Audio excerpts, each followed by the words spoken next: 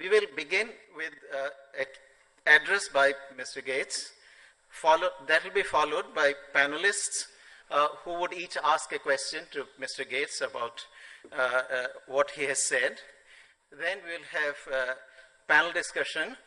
That will be followed by Q&A from the floor.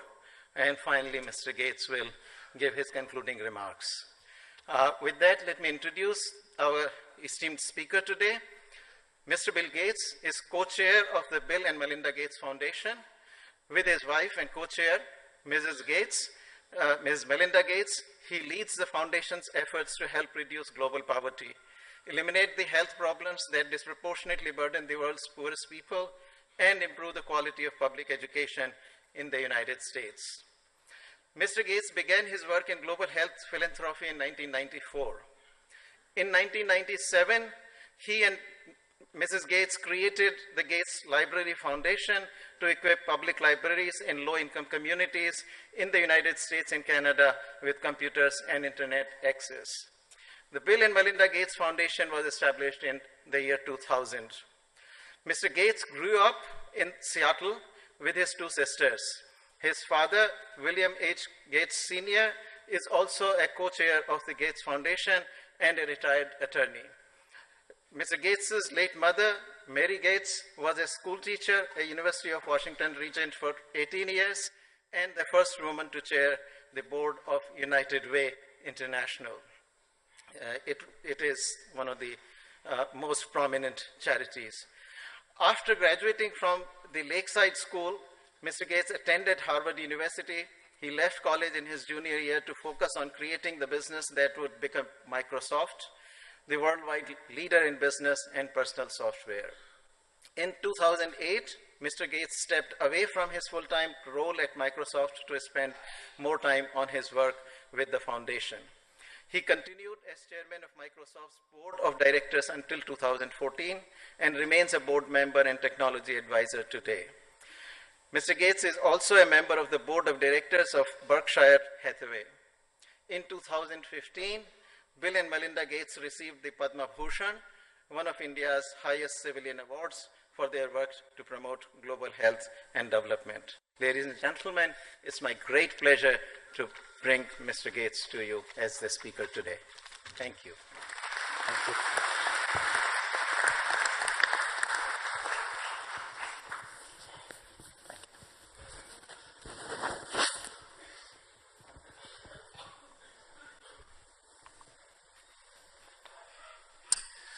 Well, thank you so much for that kind introduction. Prime Minister Modi, members of the Union Council of Ministers, senior government officials, it's a privilege to be with you here today. I was excited when I received the Prime Minister's invitation to deliver the second talk of the Niti Transforming India lecture series. As the Prime Minister remarked when inaugurating these talks, a long administrative tradition has served India well in many ways. He also noted that we live in an age where change is constant. Drawing on the best of India's democratic tradition while embracing these changes is a powerful opportunity for India. Hopefully, the observations I share today can illuminate some of these big shifts and the implications for India, both challenges and opportunities. I don't have a perfect crystal ball, so consider my thoughts for what they are. The observations of an entrepreneur, engineer, business leader, and now a philanthropist. Prime Minister Modi asked me to speak candidly about the challenges India faces and how technology can enable and accelerate India's transformation. Although I've visited India many times over the last 2 decades, there's no doubt I'm very much a novice when it comes to understanding India. India is an exciting and complex place, perhaps even for the people who live here. So my comments are not dictates, but rather advice from a friend who wants the best for India. My very first trip here was for Microsoft. I was amazed at the great engineers I met. And at that time, it started a wonderful success where India became a huge contributor in the IT sector. Today, of course, Microsoft has over 6,500 employees here, and our third CEO, Satya Nadella, was born in India. I've continued to visit India even as I was making the transition from my full-time work to be with the Gates Foundation. In fact, it gave me an opportunity to visit more and to get to more cities. Not just Bangalore and Hyderabad, but many other cities as well. And I saw so many great opportunities. I saw a commitment that this government has to tackling inequity. One of the first things that our foundation did in India was a partnership called Avahan with the government on HIV prevention. And that was a very complex program because it involved reaching out to people like sex workers and creating communities and encouraging them to practice safe behavior. There was a lot we learned in that program, and in fact, it was very successful and over time was handed over to the government. That successful collaboration led to many others, some in different states like Bihar and Uttar Pradesh, and many working at the federal level. Most of the work has been focused on maternal and child health, nutrition, sanitation, financial inclusion, and agriculture, all areas where we see big successes emerging from India. Perhaps the program I feel the most proud of, and India should as well, is the elimination of polio from India. Many people thought this would be the most difficult country in the world to get rid of polio, given the size and the number of kids who move around. But in fact, India did a great job, and it hasn't seen polio for quite some time. And that energized the world's polio eradication program. In fact, we're hopeful that the very last cases of polio will be sometime next year. And then after a 3-year period for certification, it can finally be declared as the second disease to be completely eradicated, joining smallpox. India is a huge priority for our foundation. In fact, we do more grants here than anywhere except in the United States itself. Since 2010, we've granted over $1 billion here in India, and that's a number in the years ahead we expect to see continue to grow. Well, let me now focus on the global trends and what I see in the world. I'm very optimistic about India's future, but every country in the world, including India, is subject to these trends. These are powerful shifts. The first is that the global economy is in flux. The assumption that global trade would continue to grow as a percentage of the world economy no longer appears to be true. In fact, global trade has recently declined somewhat. And so to sustain a country-level growth of 7 to 8%, India will have to both increase its share of global exports and take steps to expand its vast internal market, whether it's inefficiencies, land issues, labor issues, tariff and taxes. There's a lot that can be done. It's fantastic that you took the step to change the GST, but that is just the beginning. Another trend is what's going on in energy. You know, we all realize today that both on a local and global basis, hydrocarbon energy can create problems. Now we need to innovate. Either innovate to make improvements in hydrocarbon energy, both in terms of reducing local and global pollution, and to bring in other forms of energy. This is a super important area for innovation. Then we have the trend of climate change.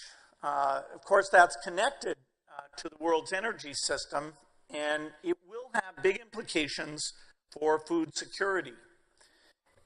Given that India has 55 to 60% of its crop area rain-fed, the climate change leading to higher rainfall variability is a huge challenge.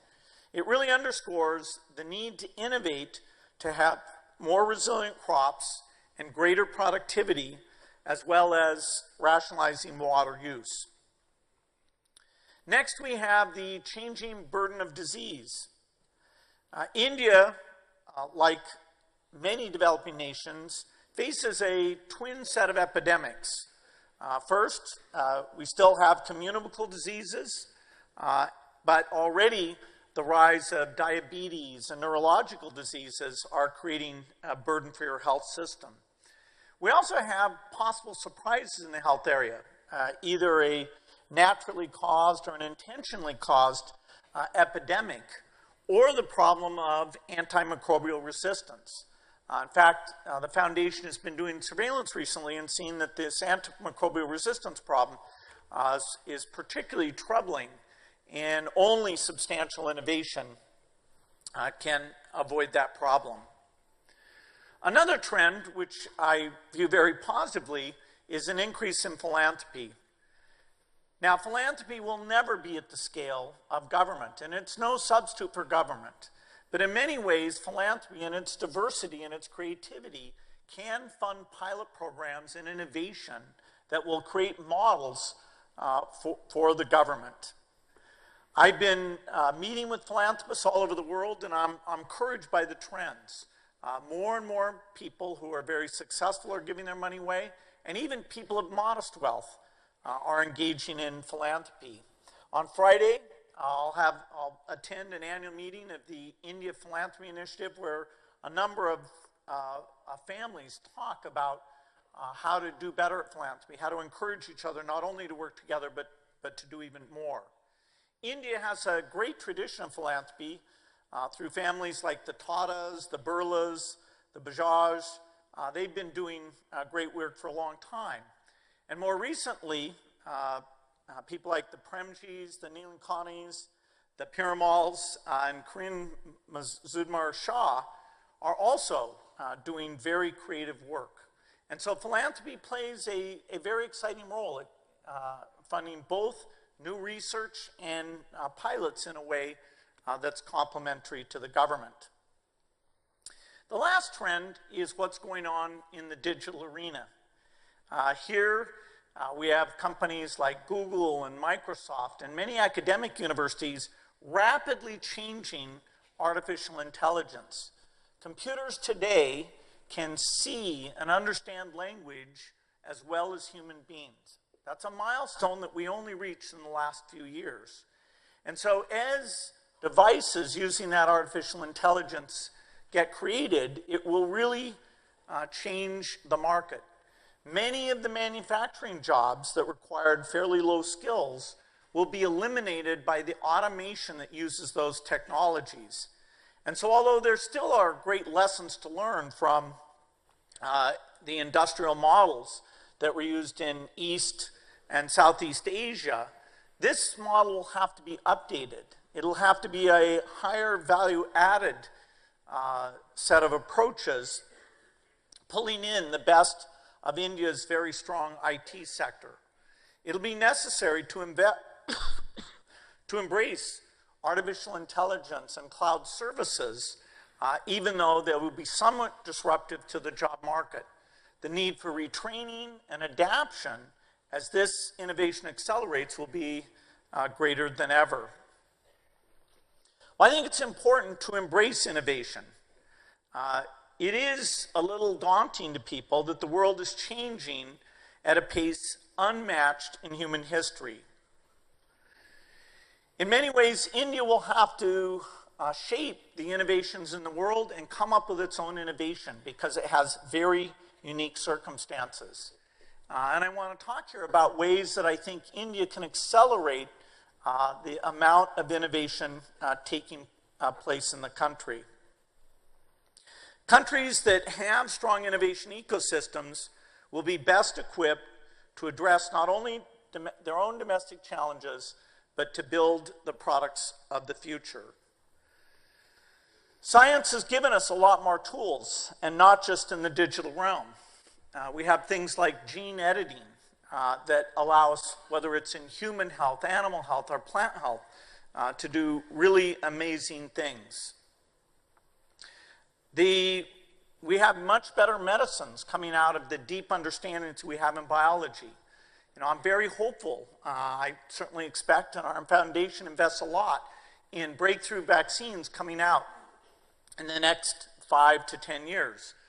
We're hopeful to have a vaccine for malaria, for tuberculosis, for HIV.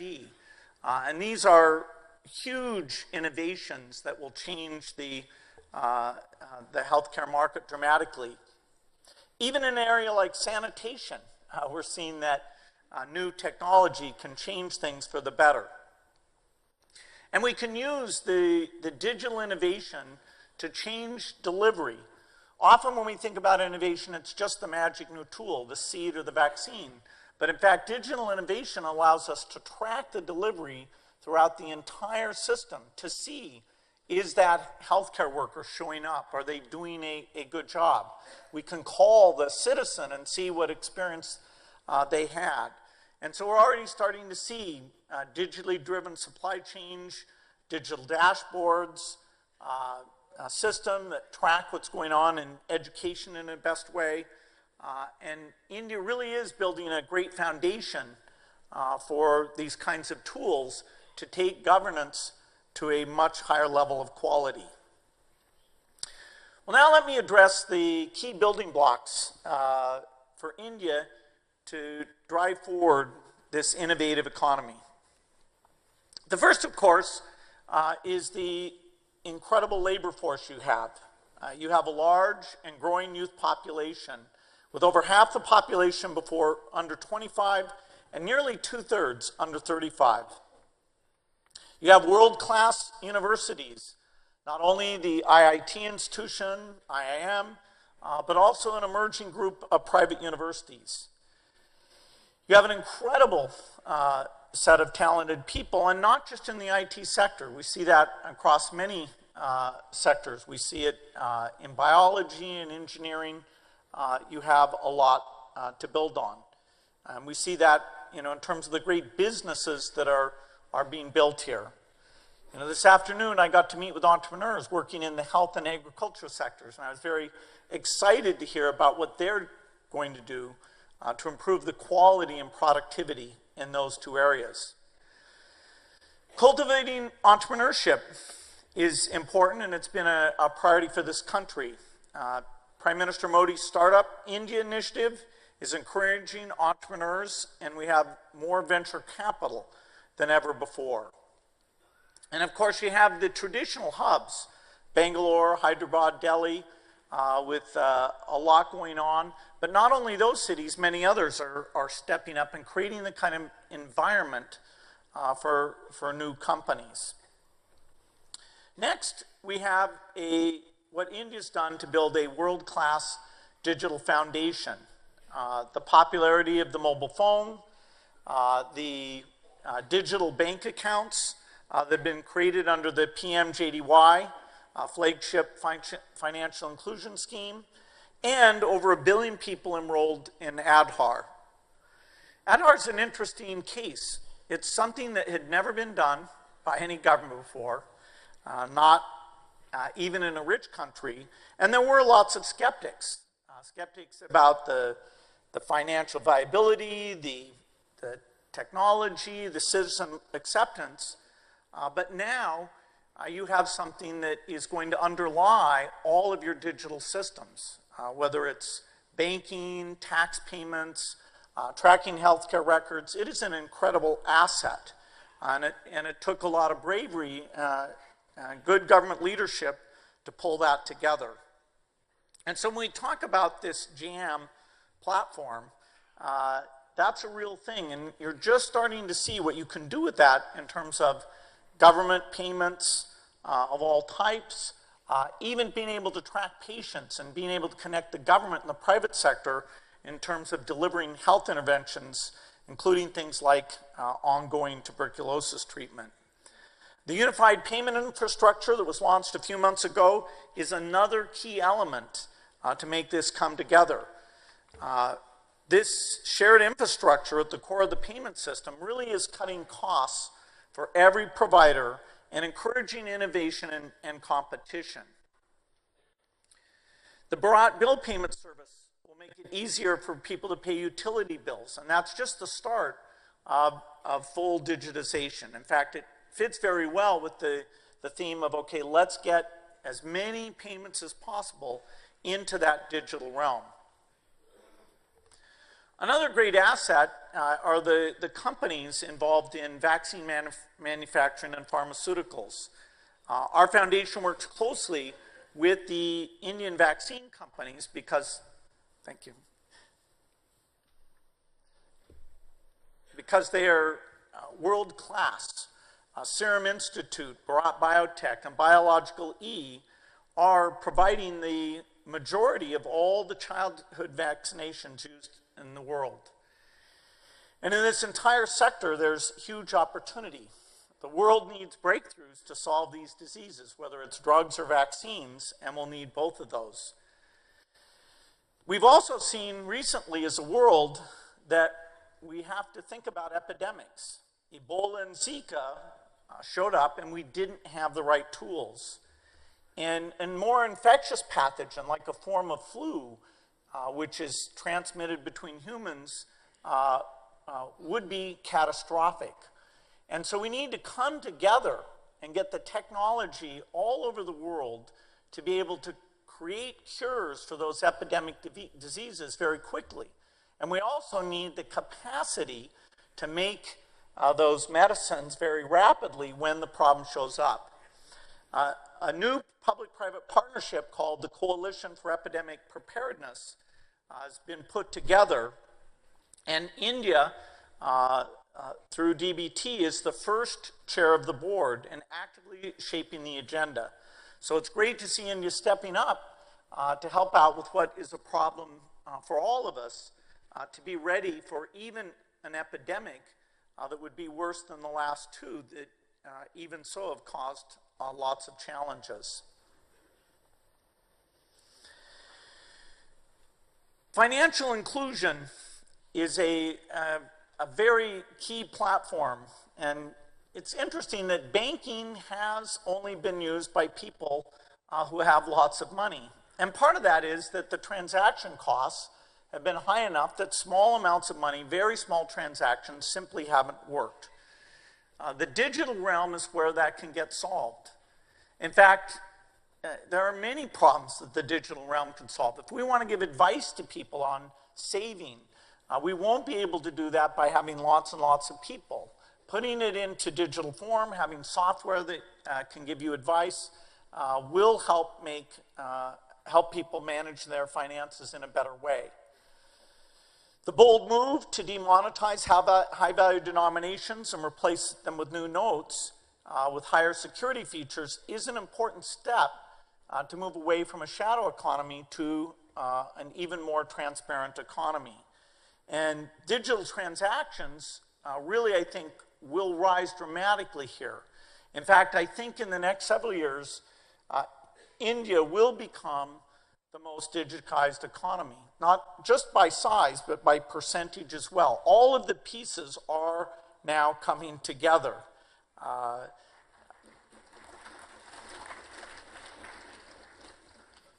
One piece of this that we've enjoyed consulting with the government on making sure it comes together in the right way is the pending rollout of payment banks. This, for the first time, really will mean that you have full currency capability on those digital phones. Once you have that digital infrastructure, the whole way you think about government benefits can be done differently. You know, imagine as an example that when your health system sees the breadwinner in a family become ill, that immediately you understand that you need to make a payment or loan to that family so that they don't miss a meal. Imagine being able to advise a farmer as he's selling his harvest proceeds exactly what he should set aside so that for the next harvest he can buy the best seeds and the fertilizer in order to have high-valued output when the next planting season comes around. Imagine being able to take any excess funds and letting people invest those in mutual funds and other investment products so that individual households can participate in India's growing economy. Imagine being able to have solar units that can be easily turned on and off as you make payments, thus making it easier to extend off-grid solar energy systems into communities no matter where they are.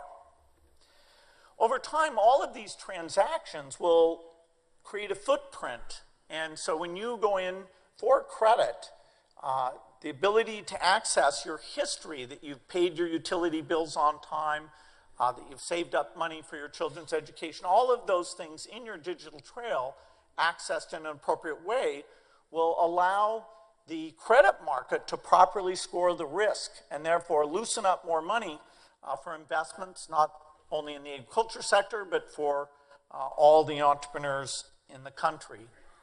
Now, this vision of a digital financial platform does require vigilance to make sure that it works well for everyone. We have to make sure that people aren't taking on too much debt. We have to make sure they understand the fees. We have to make sure that our ranking algorithms aren't working in a discriminatory way that doesn't let poor households participate. But all of these things are possible. Once it's in the software realm, once it's transparent, the idea of seeing what's going on, giving appropriate advice to the consumers, all of that will be possible. Well, next, let me talk about education. The digital revolution has not yet changed education, but it will.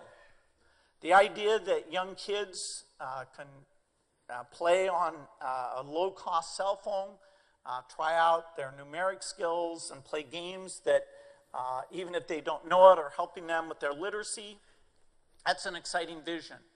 The idea that a teacher will have a tablet that will help them know exactly what material they should present, that they can see if their students are doing homework on their cell phones, they can see how well they did with that.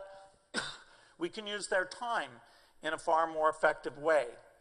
The very best content, the very best lectures in the world can be available to all the students at very low cost.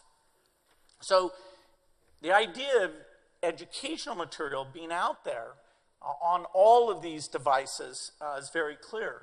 There are already pioneering efforts like XStep that's trying to build a platform that gets all that material there for very young kids. This is something that not only will there be great work in India, but there'll be a global community trying to bring together educational software. Improving education is kind of a prime boost for the entire economy.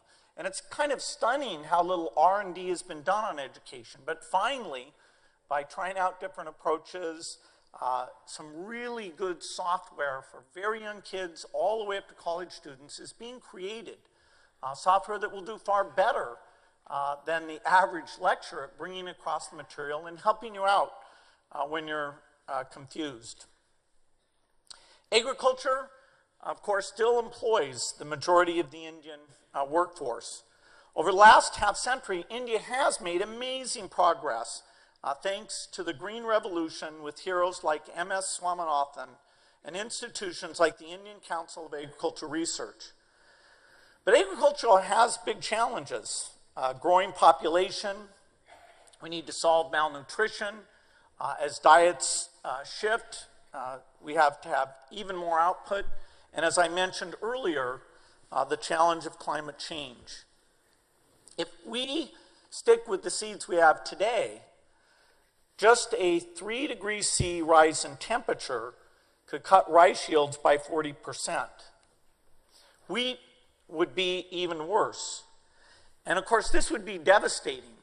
India would go from being self-sufficient to no longer being self-sufficient. The ability to double farmer income by 22 wouldn't be achievable.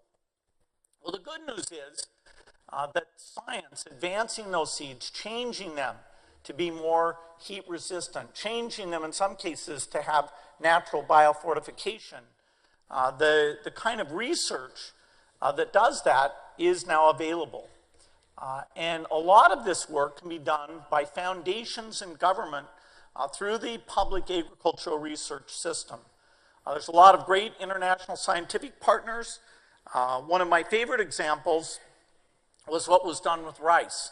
And here, scientists in India adopted the Swarna variety so that instead of dying when it got submerged, it could last for up to 17 days. And that new rice variety, which is called Swarna Sub 1, is now being used by millions of smallholder farmers, especially in eastern India.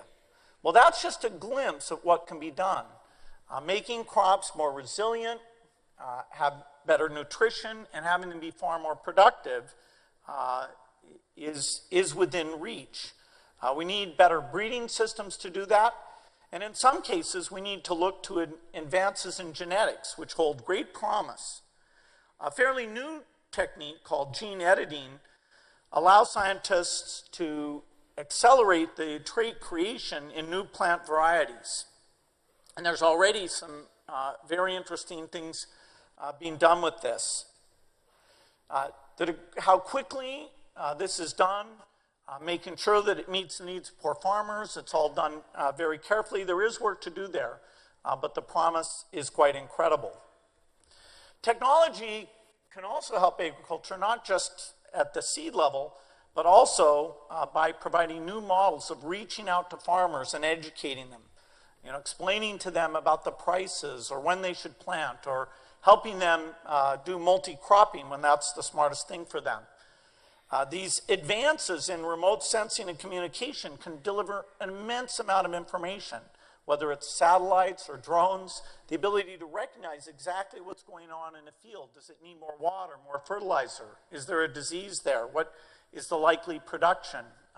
Should an insurance policy pay off for that? Combined with digital land records, this will let us inform farmers, even with the smallest plots, in a way that never would have been possible before. They'll be receiving on their mobile phone the very best advice.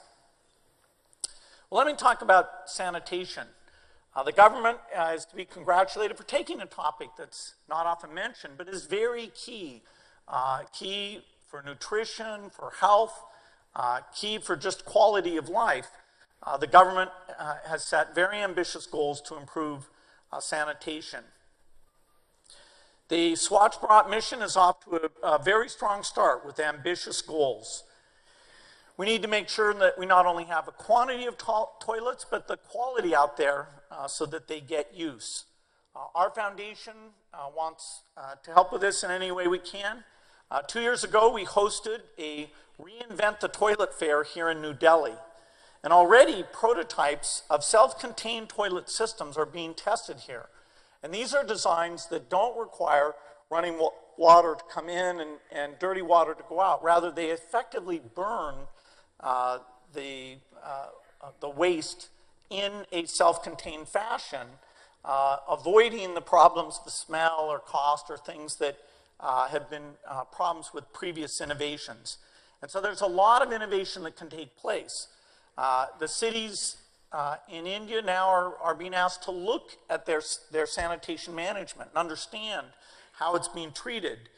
We believe that new machines can take the sanitation and process it in a way that generates electricity and clean distilled water. Finally, the digital revolution can touch on governance. Of course, this is the Digital India mission, where the MyGov citizen engagement platform will help promote active citizen participation.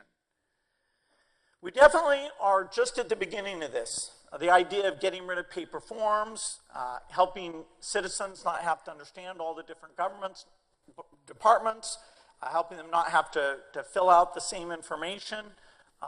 The digital world can do that far better. There will be so many data sets for the government to be able to look at. Some of these geospatial data systems that can be laid down on a map and seeing what's going on with different groups of citizens.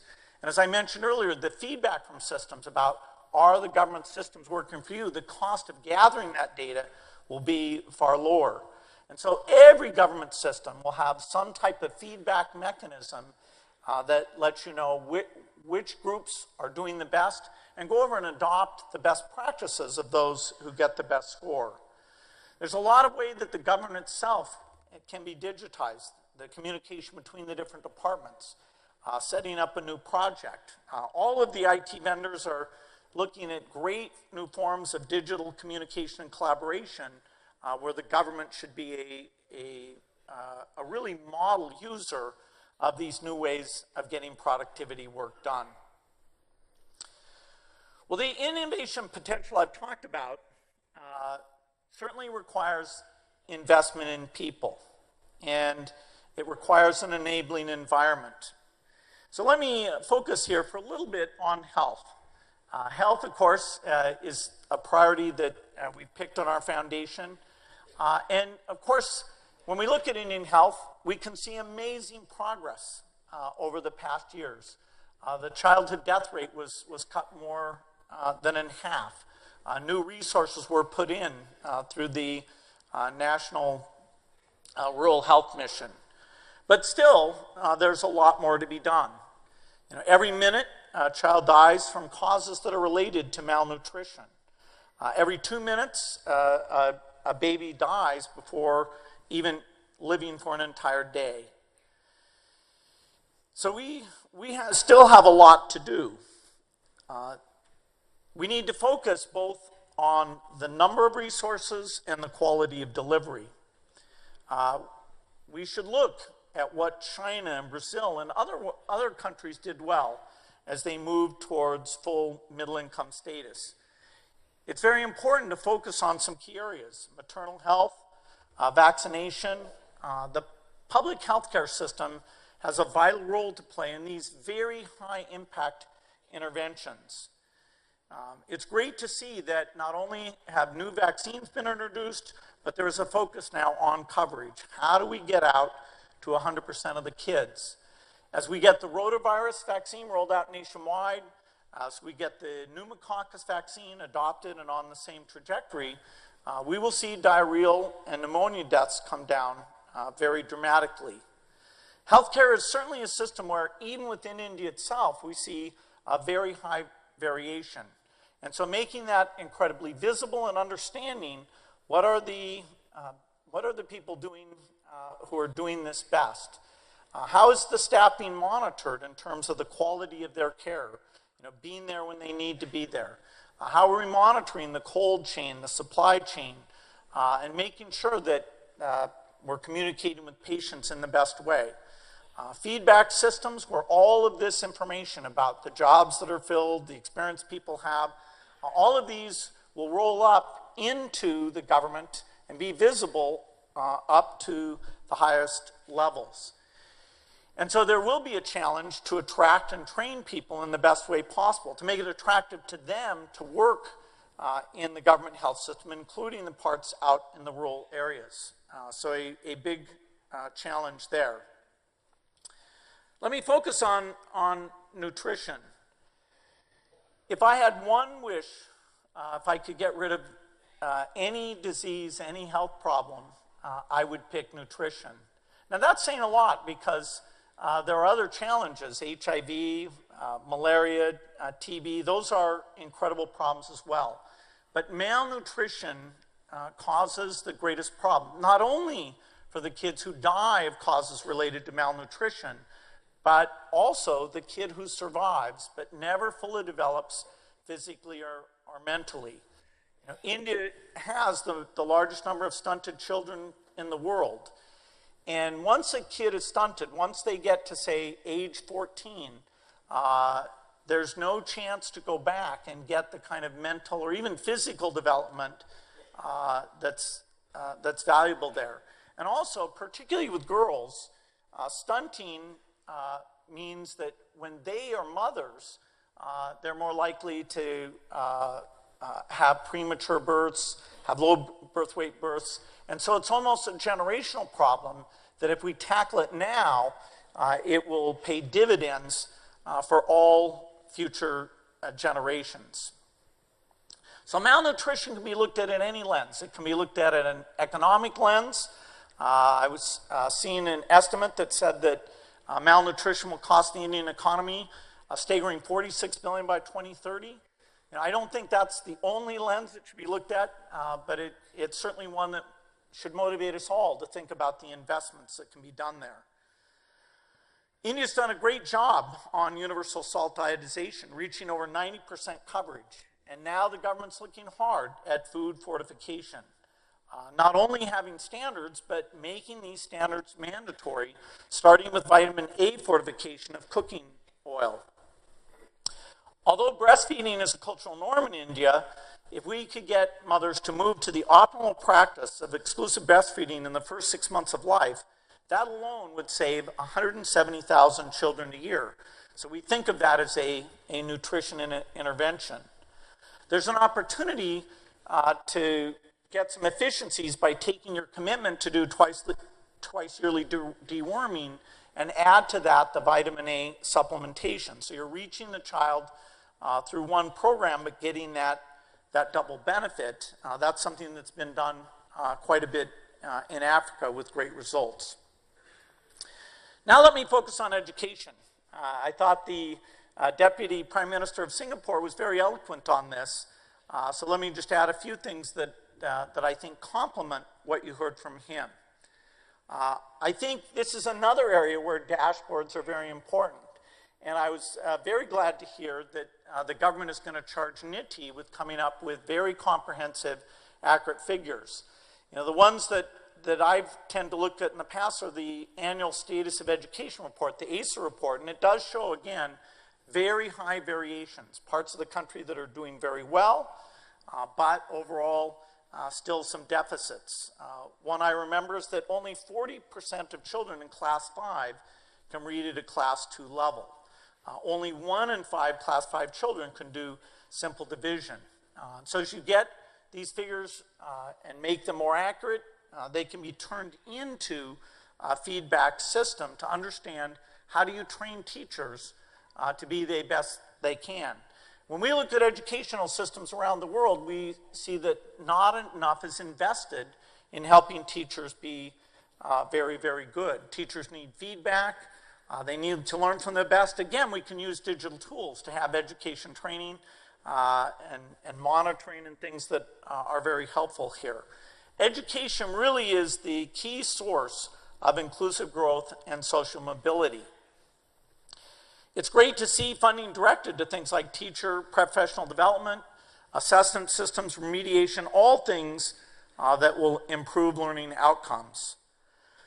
Our foundation has done a lot of work on this in the United States, and I can say, of all the work we do, it's been some of the most difficult. But every time I go to a school that's adopted the new practices, it re-energizes me. I can go to the poorest communities in the United States and see what are called charter schools, and the best one of these are doing amazing jobs. So we know for sure that just growing up in poverty does not limit what the child can do if we're able to get them into a great school. A lot of countries have done very well with this, and so that's a challenge and a proof point that it can be done. The teachers and the quality of teachers are a very, very important part of this. But also the kids, just on their cell phone alone, there's a lot they can do to engage and even in early years, get the right exposure. Another key actor, of course, will be the private sector. India's private sector is incredibly dynamic. But when it comes to the boundary between the public sector and the government sector, there's definitely room for innovation.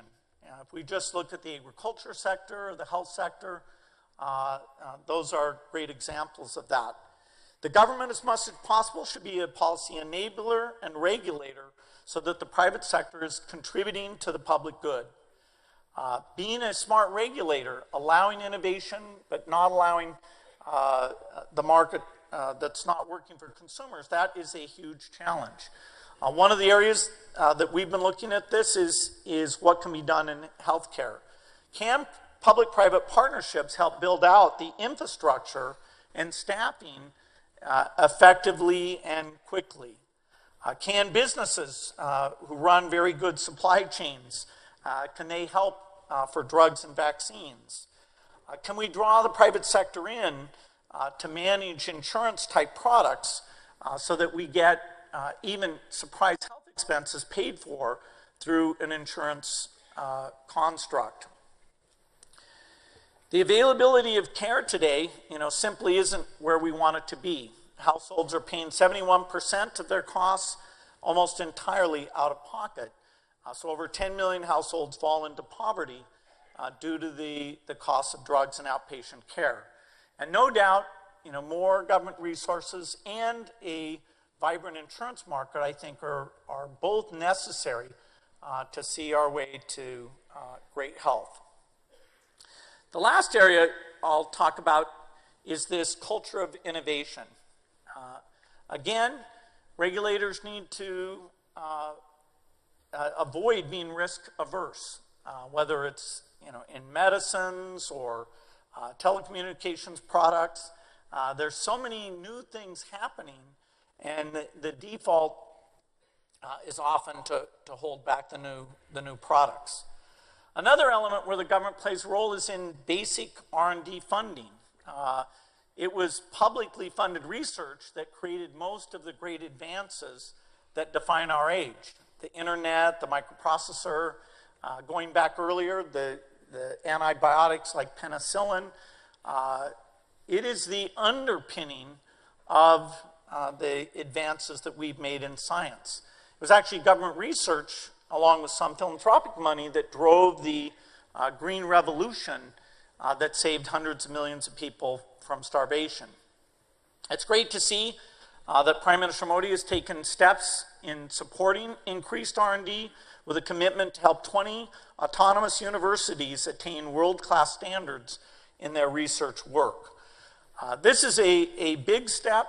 I believe that research is something that pays huge dividends and should continue to be a national priority.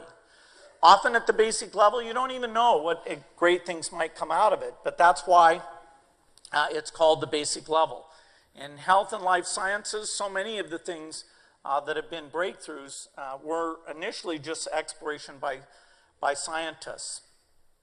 Really, the world is looking to India with the number of minds it has, the capability it has, not only to solve its own problems, but to come up with innovations that help the entire world. So yes, I'm an optimist. I'm an optimist about the world. I'm an optimist about India. A big part of that is because of advances in science. A big part of that is taking technology, including the digital technology, and using it for things that might seem surprising, like using it to make sure the government is always doing a great job. The scale of the challenge here in India is bigger than anywhere. What India is trying to do has never been done before. But it's a government that's very committed to solving these big problems. The talent pool, the building blocks that I talked about, all of this, I think, will lead to an amazing innovation economy. So it's a pivotal moment in India's history. By focusing on the right things, I believe the human condition can improve more here in the next 2 decades than anywhere in the world. And the benefit to India and the world is incalculable. It requires smart investments. It requires leveraging this country's long administrative tradition in bold new ways. By doing this, India will write a new chapter in the history books about how a people and country can rise to big challenges. Mr. Prime Minister, I want to thank you and your colleagues for allowing me the opportunity to share my thoughts here today. It's been a great privilege. I look forward to hearing the thoughts of the distinguished panel and continuing the dialogue during the question and answer session. Yay, hey, merry monkey bot. Thank you.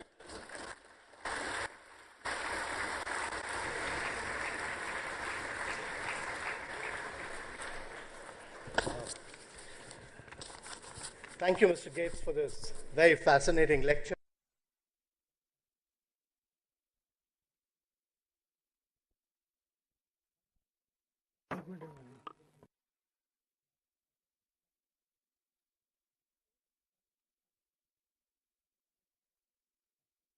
Take forward ideas proposed by Mr. Gates and critique them.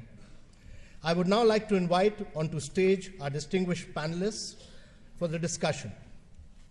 Firstly, Mr. Natarajan Chandrasekharan, also known as Chandra, is the Chief Executive Officer and Managing Director of